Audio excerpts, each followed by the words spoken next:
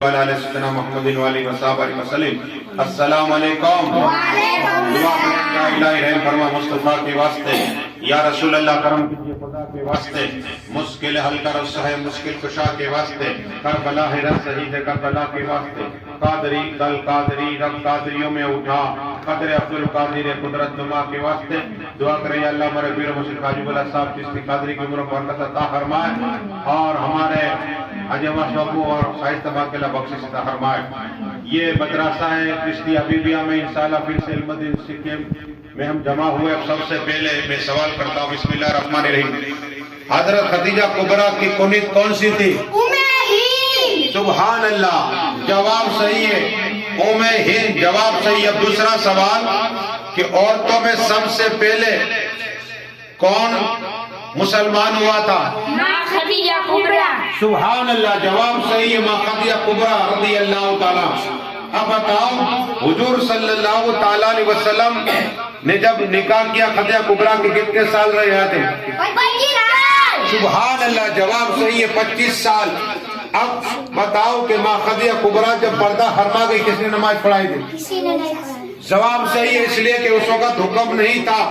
اب بتاؤ کہ حضور صلی اللہ تعالیٰ علیہ وسلم نے خدیجہ کبریٰ حیات تھی نکاح کیا تھا نہیں کیا تھا؟ نہیں کیا تھا۔ صحیح بات ہے، دوسرا نکاح نہیں کیا تھا۔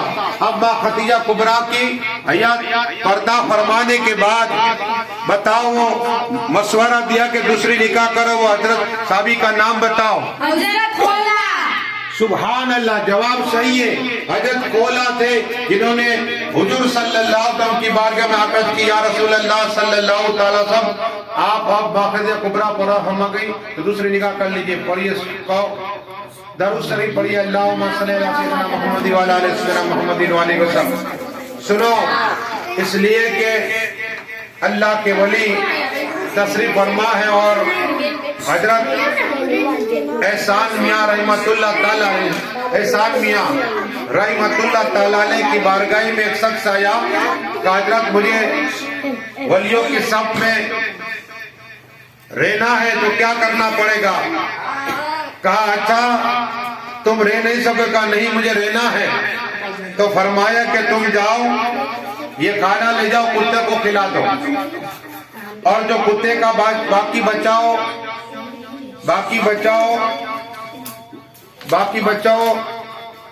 وہ تم کھانا۔ جب یہ کہا نا تو کہا کہ حضرت کتے کی لار ناپاک ہے، قسم خدا کی۔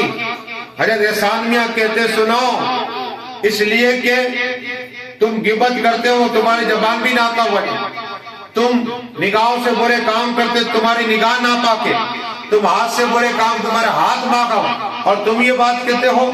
تو بتانا کہ اللہ والے اس طرح کی نصیحت کرتے ہیں کہ لوگوں کے دل و دماغ جائے۔ درود شریف پڑھیے، اللہم صلی علی سیدنا محمد وعلی آل سیدنا محمد وعلیہ وسلم۔